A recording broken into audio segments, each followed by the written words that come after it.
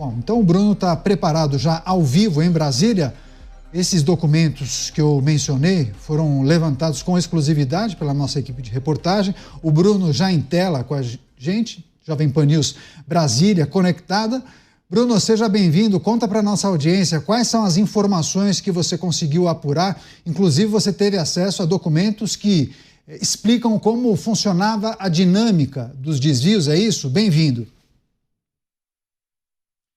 Há documentos e alguns laudos também. Ótima noite a você, a quem nos acompanha aqui na Jovem Pan. A gente inicia então essa conversa com essa arte que explica um pouquinho a dinâmica, como isso acontecia com a ajuda de representantes do Congresso Nacional. Eu tive algumas conversas, tanto com representantes de algumas entidades, para tentar entender justamente como isso aconteceu nos últimos dias e como era essa negociação. Eu vi que eles só conseguiram esse avanço, esse crescimento na arrecadação com a ajuda de representantes de dentro do Congresso Nacional. Essa arte revela então representantes do Congresso, tanto do Senado quanto da Câmara dos Deputados, que conversavam com os bancos e também conversavam com as entidades. Já os bancos repassavam informações para essas entidades que também já tinham uma comunicação direta com o INSS, que também retransmitia informações para as entidades. A gente viu o careca do INSS, inclusive alvo dessa operação, com diversos veículos de luxo e muito dinheiro. A CONTAG, que é a entidade mais antiga e está entre essas entidades, entre essas 11 que são investigadas nesta operação da Polícia Federal, ela fechou um contrato com o INSS ainda em 1990. É o mais antigo e acumula cerca de 1.400.000 associados. Acontece que esses documentos que eu tive acesso e a gente compartilha com quem nos acompanha agora, enviou um ofício em 2022 reclamando da revalidação das autorizações estabelecidas em lei. A CONTAG, ela solicitava ao INSS um termo de aditivo ao referido acordo de cooperação, no sentido de ajustá-lo ou de modo de excluir essa exigência de revalidação da autorização para esse desconto de mensalidade associativa dos seus associados e que tinha esse desconto e que seria então necessário essa revalidação. Ela estava solicitando essa exclusão dessa nova regra. No pedido sobre o governo de Jair Bolsonaro, ela solicita com urgência para ajustar o formulário e argumenta que seria importante exatamente excluir esta exigência de autorização. Já em 2023, esse já é um outro ofício que nós também tivemos acesso sobre o governo Lula, requereu a liberação de vários descontos de associados um mês antes do desbloqueio de um lote de forma irregular. No dia 2 de outubro foi requerido esse desbloqueio de mais de 30.000 associados. E em novembro, de forma irregular, o INSS acabou liberando de uma vez só quase 40.000 benefícios, alvos de suspeita também da Polícia Federal. De acordo com um documento que nós tivemos acesso, essa liberação foi feita de forma irregular, em justificativas infundadas. Essa liberação irregular acabou sendo alvo dessa operação sem desconto da Justiça Federal e também pela Polícia Federal. Agora, de um outro lado, o que chama a atenção é esse laudo que eu também tive acesso hoje, que mostra a identificação, a digital de um aposentado que foi utilizada numa falsificação, ela foi adulterada numa tentativa de também liberar esse recurso, esse desconto diretamente deste aposentado do INSS. E aí foi feito um levantamento e visto que esse documento no estado do Pernambuco era falso. A imagem revela do lado esquerdo a digital verdadeira, do lado direito a digital falsa. Então houve uma tentativa de usar ou de liberar esse desconto indevido usando essa digital. E aí, com quem eu conversei, representantes de algumas entidades, para tentar entender o vínculo desses representantes do Congresso Nacional. Havia uma espécie também de cobrança de uma mensalidade para conseguir ter esses contatos, tanto com os bancos quanto dentro do Congresso Nacional também. Uma dessas conversas, um assessor chega a fazer um convite para se reunir na Câmara dos Deputados, que um amigo havia feito esse convite. Na outra conversa que eu também tive acesso, já aparece um aplicativo de mensagens e a gente vê um comprovante de R$50 mil que foi enviado após uma cobrança, dizendo que era justamente dessa articulação. Com auxiliares de entidades que eu conversei nas últimas horas, revelaram que esse valor era uma espécie de uma mensalidade, que tinha uma cobrança por parte de tanto no Senado quanto na Câmara dos Deputados, e era uma exigência. Eles acabavam enviando esse endereço em qual conta esse valor ia, mas que todos os meses esse recurso era repassado. Era uma forma de conseguir um espaço dentro tanto de órgãos do governo quanto dos bancos. E aí, só para finalizar, o esquema dos bancos funcionava da seguinte forma: os números tanto de RG e de CPF desses aposentados eram compartilhados, e aí lá o consignado de forma irregular era feito em 24 mensalidades. Na última mensalidade, quando liquidava esse consignado, esse rastro era excluído do sistema. Ninguém conseguia mais acessar essas informações. Quando esse aposentado ia lá para contestar o seu contra-cheque, nada estava no sistema, já que isso tudo era excluído. Isso foi o que eu ouvi nas últimas horas. Com esses documentos também, a expectativa é que na semana que vem um senador da República seja ouvido em depoimento na sede da Polícia Federal, envolvido nesse escândalo dos consignados e automaticamente do INSS. Daniel Caniato. Legal, Bruno Pinheiro trazendo essas informações muito importantes, apuração da nossa equipe em Brasília, trabalho do Bruno Pinheiro, documentos e laudos que indicam a dinâmica das fraudes. Valeu, Bruno, bom trabalho para você. A gente segue aqui para analisar as várias informações que foram compartilhadas. Chamar o Roberto Mota com a gente, conectado. Mota, seja bem-vindo, ótima noite a você.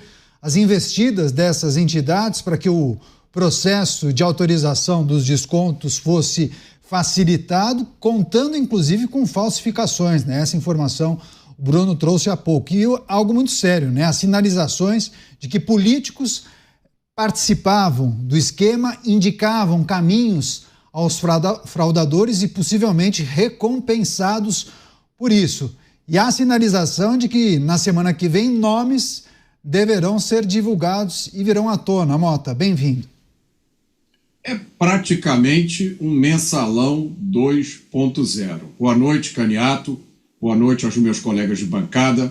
Boa noite à nossa audiência. Essas informações que nós ouvimos agora do Bruno são estarrecedoras.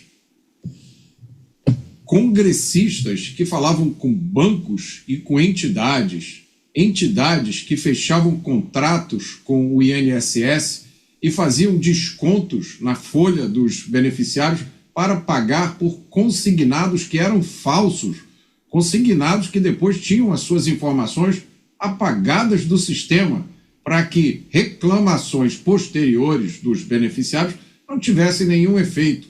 Entidades que faziam de tudo para evitar a revalidação das autorizações de desconto. O INSS fazendo liberações de forma irregular, ou seja, envolvimento de políticos, bancos, entidades e servidores do INSS. Eu não entendi muito bem essa tentativa de falsificar a impressão digital de beneficiários, que em si é uma coisa assustadora. Se isso foi bem sucedido, é o fim dessa história de usar a biometria. A gente escuta falar tanto isso, né? O sistema vai ter autorização biométrica, como se isso fosse uma garantia absoluta de lisura. Eu não entendi muito bem essa história da digital falsificada, mas eu entendi que se trata de um grande esquema, planejado e executado por gente sem absolutamente nenhuma preocupação com as consequências. É um escândalo imoral, perverso, que foi conduzido em plena luz do dia. Pois é, e trata-se de um exemplo e um documento de um segurado, né? Então, teria sido falsificada a digital daquela pessoa. Imaginamos que o avanço das investigações trará informações sobre outras pessoas que tenham sido lesadas e qual foi a dinâmica. Foi a mesma? Mudaram os documentos? Fizeram alterações? Enfim, a gente vai entender isso com o avanço das investigações. Luiz Felipe Dávila também, apostos, conectado com a gente. Dávila, seja bem-vindo, ótima noite a você. A notícia de abertura de Os Pingos nos Is, uma apuração da nossa equipe, apresentando documentos que foram obtidos com exclusividade, que indicam a dinâmica das fraudes nos benefícios de aposentados e pensionistas. Dávila. Caniato, Mota, Beraldo e a nossa querida audiência. Bom, a abertura dos Pingos dos Is hoje com a reportagem de Bruno Pinheiro é realmente chocante. Chocante porque aos poucos vai trazendo fatos concretos que ilustram esse esquema gigantesco de roubo que se instalou no INSS. Começamos a entender pela reportagem por que os partidos de esquerda bloquearam já em 2019 toda a tentativa de moralização do INSS, tanto na história de rompimento de contratos com instituições que faziam transações ilícitas, como a impossibilidade de criar biometria para poder averiguar a lisura das transferências. Tudo está muito explicado por que os partidos de esquerda, Caniato, apresentaram 19 emendas parlamentares para derrubar as medidas moralizadoras e o aperto na fiscalização do INSS em 2019. Explica uma outra coisa também, muito importante, um dado que nós já havíamos revelado aqui, que em junho de 2024, o Tribunal de Contas da União já havia detectado os problemas desses descontos indevidos por uma lista fornecida pela própria Dataprev, sem a necessária verificação documental. E é o que aconteceu. O TCU recomendou ao INSS que deveria fazer o bloqueio automático de todos os descontos e introduzir um sistema de biometria utilizado pela Dataprev para evitar esses descontos indevidos. E sabe o que aconteceu? Nada. Nada foi feito. E por quê? Porque de 2023 a 2024, o esquema do roubo cresceu 84% acima do período de 2016 a 2021. Número de entidades conveniadas saltou de 15 para 22 somente em 2022, um aumento de 32%. E aí explica esses 8 bilhões de reais que foram desviados por meio de descontos. E no fim da reportagem de Bruno Pinheiro, ele traz o escandaloso desconto fraudado do consignado, que o rombo é muito maior. Nós estamos falando em torno de 90 bilhões de reais. Por isso, mostra a imoralidade, a sabotagem de medidas no Congresso Nacional para vetar as medidas de controle e moralização e verificação do INSS, ou seja, há muita gente graúda no Poder Legislativo, no Poder Executivo, envolvidas até a cabeça com essa fraude gigantesca no INSS que assaltou mais de 9 milhões de aposentados. Pois é, e se as investidas das entidades para que o processo de autorização de descontos o processo foi facilitado, né? Se eles conseguiram articular junto a autoridades, pessoas da administração pública, para que todo esse processo fosse facilitado, é preciso identificar quando começou isso, quais funcionários públicos participaram, o aval foi de quem, em qual momento. Chamar o Cristiano Beraldo também, ao vivo, conectado com a gente. Beraldo, seja bem-vindo, ótima noite a você. Essas revelações na abertura de Os Pingos nos Is e também sinalização de que políticos teriam participado de todo esse processo, participaram do esquema e indicaram o caminho das pedras para que o processo fosse tão bem sucedido para essas entidades e para os fraudadores. E ainda receberam dinheiro, muito dinheiro para isso, Beraldo. Pois é, Caniato, boa noite a você, boa noite ao Bruno Pinheiro, boa noite ao Dávila, ao Mota e à nossa audiência que nos prestigia diariamente aqui nos Pingos nos Is. Caniato, o que o Bruno Pinheiro nos trouxe mostra a importância de se ter várias frentes de investigação e reforça a urgência de que a CPMI seja instalada para dar mais um passo rumo ao esclarecimento de quem são todas essas pessoas que estão envolvidas nesse imenso escândalo. Veja que a partir de uma informação que se pega, uma mensagem que é trocada, que alguém tem acesso, que vai, compartilha e aí chega à imprensa, a gente consegue dar visibilidade ao formato que era adotado para promover essas fraudes e que certamente não é o único, é um dos formatos utilizados. A gente lembra essa questão da digital falsificada, né? A gente está no país em que, uma vez aprovada a mudança no Código de Trânsito Nacional que exigia a presença de candidatos a motoristas nas autoescolas para ter aula, logo alguém trouxe a tecnologia de falsificar a digital, fazia lá uma digital falsa que era para comprovar de maneira fraudulenta a presença dos candidatos a motorista. Então o Brasil é muito fértil na criatividade de se cometer crime, de se dar golpe.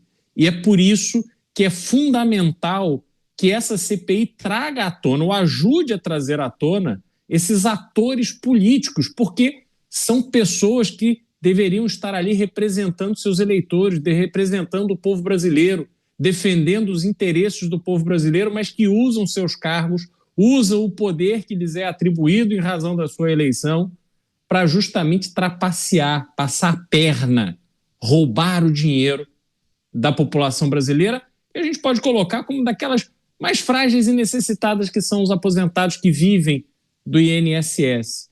Portanto, Caniato, é um fio que começa a ser puxado no novelo de sujeira que precisa ser desvendado o quanto antes.